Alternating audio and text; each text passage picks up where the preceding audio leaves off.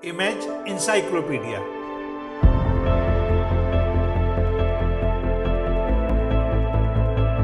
जानकारियों और जिज्ञासाओं की अद्भुत दुनिया। हेलो दोस्तों, अपने इस चैनल के हर वीडियो में हम आपको किसी एक विषय की विश्वसनीय तथ्यों के सहित पूर्ण जानकारी देंगे। ऐसी जानकारी जिसकी तलाश में स्कूल कॉलेज के छात्रों से लेकर सभी तरह के प्रतियोगी छात्र रहते हैं। हमारी ये वीडियो उन लोगों के लिए भी बहुत उपयोगी साबित होंगे जो जनरल नॉलेज में रुचि रखते हैं और कौन बनेगा करोड़पति जैसे कार्यक्रमों में हिस्सा लेकर सफल होना चाहते हैं। तो दोस्तों, आइए आज का वीडियो शुरू करते हैं। लेकिन उससे पहले आपसे एक अनुरोध कि अगर अब तक आपने हमारे इस चैनल को सब्सक्राइब नहीं किया है तो कृपया कर लें और हाँ, बेल आइकन का बटन दबाना ना भूलें, जिससे हर नया वीडियो सबसे पहले आपको मिले।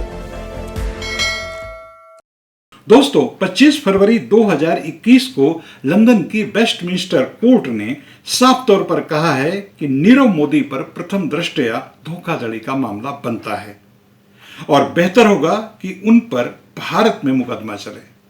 नीरव मोदी के वकीलों की तमाम दलीलों के बावजूद जस्टिस सैमुअल गुजी इस बात को नहीं माने कि भारत में नीरव मोदी को न्याय नहीं मिलेगा या कि नीरव मोदी असुरक्षित हैं। ऐसे में यह उम्मीद बंधी है कि नीरव मोदी का प्रत्यर्पण संभव हो सकेगा। लेकिन हो सकता है आप में बहुत से यह न जानते हों कि नीरव मोदी ने जो पीएनबी महाघोटाला किया था वह घोटाला आखिर था क्या। आज के वीडियो में हम आपको यही बताएंगे कि कैसे नीरव मोदी अपने मामा मेहुल चौकसी के साथ रातों रात मोस्ट वांटेड बने। दोस्तों, बहुत संभव है कि किसी कल्पित हिंदी फिल्म की शुरुआत के लिए यह अति नाटकीय सीन लगे और निर्देशक इतने आंख में धूल झोंकू सीन को फिल्माने से ही मना कर दे। जैसा नाटकीय अंदाज का पंजाब नेशनल बैंक की मुंबई स्थित ब्रैंडी हाउस ब्रांच का घोटाला सामने आया था। जैसा कि बैंक के एमडी सुनील मेहता ने तब बताया था, यह सब 2011 से ही चल रहा था, जो कि 3 जनवरी 2018 को 11,360 करोड़ रुपए के घोटाले के रूप में सामने आया। अब सवाल है, सामने कैसे आया? तो समझिए, कुछ यूं हुआ। सितंबर 2017 में नीरव मोदी की कंपनी के कुछ कर्मचारी मुंबई स्थित पंजाब नेशनल बैंक की ब्रैंडी हाउस शाखा पहुंचते हैं। ये बैंक के मैनेजर से कहते हैं कि उन्हें हांगकांग से कुछ सामान मंगाना है। इसके लिए उन्हें लेटर ऑफ अंडरटेकिंग चाहिए। उन्होंने बैंक मैनेजर से ये लेटर ऑफ अंडरटेकिंग हांगकांग में मौजूद इलाहाबाद बैंक और एक्सिस बैंक के नाम पर जारी करने की गुजारिश की। लेटर ऑफ अंडरटेकिंग का मतलब यह होता है कि किसी अंतर्राष्ट्रीय बैंक या किसी भारतीय बैंक की अंतर्राष्ट्रीय शाखा को कारोबारी का अपना बैंक एक साख पत्र जारी करता है, जिसमें यह लिखा होता है कि आप इन सब के लिए इनकी बताई हुई पार्टी को इतनी रकम का भुगतान कर दें। यह रकम आपको 90 दिनों या अधिकतम 180 दिनों में लौटा देंगे। अगर ऐसा नहीं होता तो इसकी भरपाई हम यानी LOU जारी करने वाला बैंक कर देगा। वास्तव में यह शॉर्ट टर्म का लोन ही होता है। इस लेटर के आधार पर कोई भी कंपनी दुनिया के किसी भी हिस्से में उस राशि का भुगतान हासिल कर सकती है। इन LOU का इस्तेमाल ज्यादातर आयात करने वाली कंपनियां विदेशों में भुगतान के लिए कराती हैं। लेटर ऑफ अंडरटेकिंग किसी भी कंपनी को लेटर ऑफ कंफर्ट के आधार पर दिया जाता है। लेटर ऑफ कंफर्ट का मतलब होता है कि कंपनी के स्थानीय बैंक की ओर से यह जारी किया जाता है उस कारोबार के लिए जो हो रहा होता है। यहां यह LOU PNB से देने को कहा गया कि वह हांगकांग स्थित उन बैंकों को दे दे जिनका नाम ऊपर बताया गया है। PNB ने हांगकांग में मौजूद इलाहाबाद बैंक को 5 और एक्सिस बैंक को 3 लेटर ऑफ अंडरटेकिंग जारी कर दिए। कुछ महीने गुजर गए, यानी वह पीरियड जितने दिनों बाद LOU के आधार पर भुगतान होना था। अब 18 जनवरी 2018 को नीरव मोदी की कंपनी के कुछ कर्मचारी उन बैंकों के अधिकारियों के साथ PNB की मुंबई शाखा में पहुंचते हैं जिन बैंकों को भुगतान के लिए कहा गया था। ये लोग बैंक को अपने इंपोर्ट दस्तावेज दिखाते हैं और कहते हैं कि पैसों का भुगतान कर दिया जाए, लेकिन PNB में इस समय वह मैनेजर नहीं है जो इन LOU को जारी करते समय था।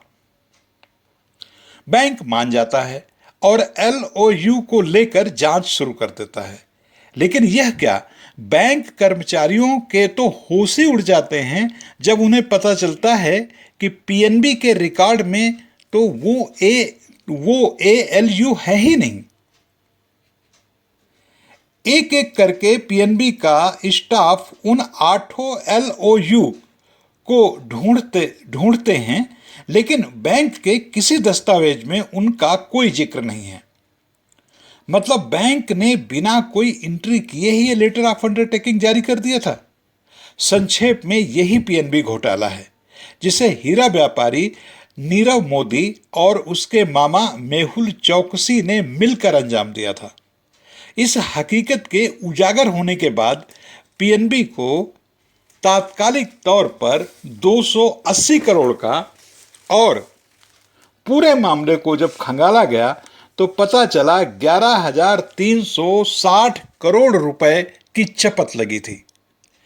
इसके पता चलते ही PNB के MD के मुताबिक तुरंत संबंधित जांच एजेंसियों को इसकी जानकारी दी गई। मगर सवाल है कि जब LOU मुंह जुबानी वादे पर नहीं जारी किया जाता बल्कि इसके पीछे कोई मजबूत गारंटी होती है, तो फिर नीरव मोदी को कैसे ये जारी हो गया? आखिर कौन है ये नीरव मोदी? नीरव मोदी हीरे की ज्वेलरी का बहुत बड़ा कारोबारी है, जो कि इस खुलासे के पहले ही 1 जनवरी 2018 को 4 बड़े बड़े सूटकेसों के साथ हिंदुस्तान छोड़ चुका था, जिसके बारे में भारत सरकार के अधिकारियों का कहना था कि उन्हें नहीं पता कि वह कहां है या कहां चला गया। यह अलग बात है कि तब तक बैंक को लेटर भी लिखा यह अलग बात है कि वह तब तक बैंक को लेटर भी लिख रहा था और धमका भी रहा था। वास्तव में तब तक 48 साल के नीरव मोदी की 3 कंपनियां थीं, जिनमें एक हीरों का कारोबार करने वाली फायर स्टार डायमंड थी, दूसरी खुद उसी के नाम पर यानी ब्रांड नीरव मोदी थी। इन्हीं दोनों के जरिए ये घोटाला हो रहा था। नीरव अपने ब्रांड नीरव मोदी को दुनिया का सबसे बड़ा लग्जरी ब्रांड बनाना चाहता था।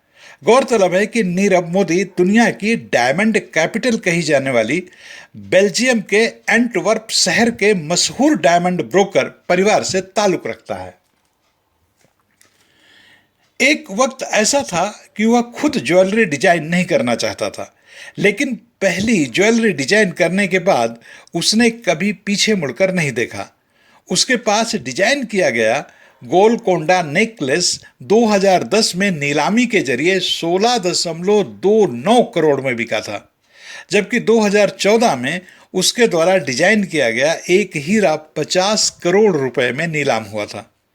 अपनी ज्वेलरी ब्रांड के दम पर ही वह फोर्ब्स की भारतीय धन कुबेरों वाली 2017 की सूची में 84वें नंबर पर जगह बनाई थी।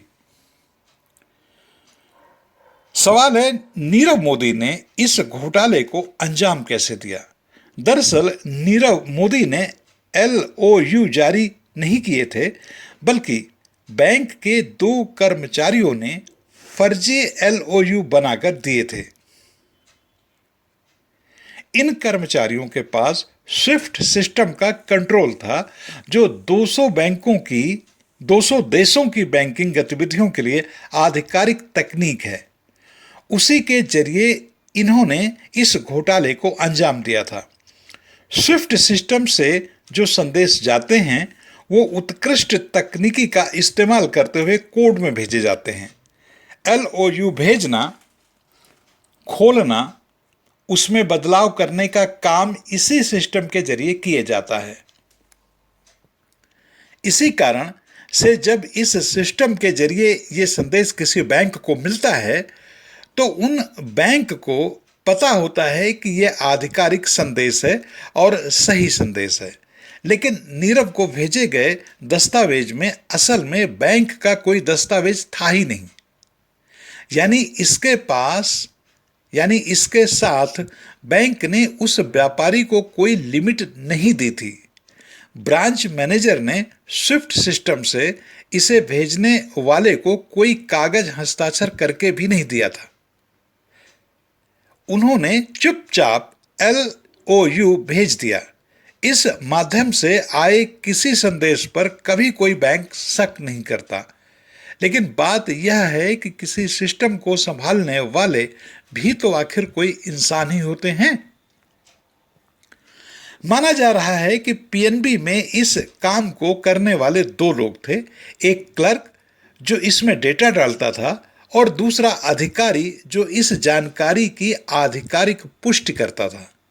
दोनों मिलकर नीरव के लिए काम करते थे। यही नहीं, अब पता चला है कि ये दोनों कई सालों तक इसी डेस्क पर काम कर रहे थे, जो कि नहीं होना चाहिए था।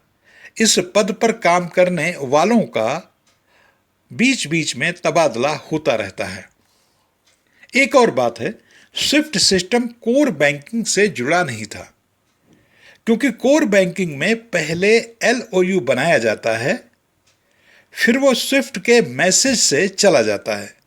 इस कारण कोर बैंकिंग में यह कॉन्ट्रा एंट्री बन जाती है कि अमुक दिन बैंक ने अमुक राशि का कर्ज देने को मंजूरी दी।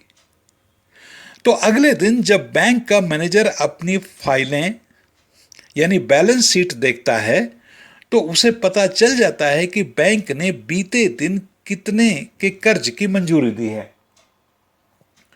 लेकिन इस मामले में स्विफ्ट कोर बैंकिंग से जुड़ा हुआ नहीं था। इन दोनों ने फर्जी मैसेज को स्विफ्ट से भेजा, मैसेज भी गायब कर दिया और इसकी कोर बैंकिंग में एंट्री भी नहीं की, जो कुछ पता ही नहीं चला बैंक का पूरा सिस्टम कैसे बाईपास हो गया। अगर कोई चोर कोई निशान या सबूत न छोड़े तो उसे पकड़ना बहुत मुश्किल होता है, खासकर तब जब कोई संदेह ही ना हो। कोई संदेह करे तो इस मामले में जांच की जा सकती है, लेकिन ऐसा कुछ हुआ ही नहीं। वो एक बैंक से पैसे लेते रहे और दूसरे बैंकों को चुकाते रहे। आज 50 मिलियन के LOU खोले, जब तक अगले साल इसे चुकाने की बारी आई तो उन्होंने तब तक 100 मिलियन के और करा लिए।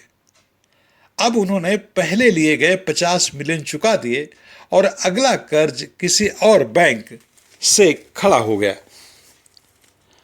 इस प्रकार ये लेन देन महीनों तक नहीं बल्कि सालों साल चलता रहा। सवाल है, इस पूरे खेल का मास्टरमाइंड कौन था? नीरव की अमेरिकन पत्नी एमी, वह इस पूरे घोटाले की मास्टरमाइंड थी। उसी ने इसकी साजिश रची। माना जा रहा है कि यह बैंकिंग घोटाला हनी ट्रैप के जरिए अंजाम दिया गया। कुछ मॉडल्स के जरिए बैंक के उच्च अधिकारियों को घोटाले में शामिल किया गया। इन मॉडल्स को हनी ट्रैप के जरिए कोऑर्डिनेट करने का काम एमी मोदी कर रही थी, जो नीरव मोदी की पत्नी है। उसका बॉलीवुड में भी खूब आना जाना है। वास्तव में PNB की ब्रैंडी फोर्ड ब्रांच के जिस पूर्व डिप्टी मैनेजर गोकुलनाथ शेट्टी को 17 फरवरी 2018 को गिरफ्तार किया गया, 2013 में उसका ट्रांसफर इस ब्रांच से होना था, जिसे रुकवा दिया गया था। इसके लिए इसके बाद 2015 में 5 साल पूरे होने पर भी उसका ट्रांसफर ब्रांच से नहीं किया गया, इसे भी रुकवाया गया। वास्तव में गोकुलनाथ शेट्टी के ट्रांसफर को रुकवाने में भी मॉडल और हनी ट्रैप का इस्तेमाल हुआ। गोकुल शेट्टी ने इस संबंध में एक बड़ा खुलासा किया था, वह यह कि यह पूरा मामला पीएनबी के बड़े बड़े अधिकारियों की जानकारी में था। दोस्तों, आपको यह वीडियो कैसा लगा हमें कमेंट बॉक्स में लिखकर जरूर बताएं।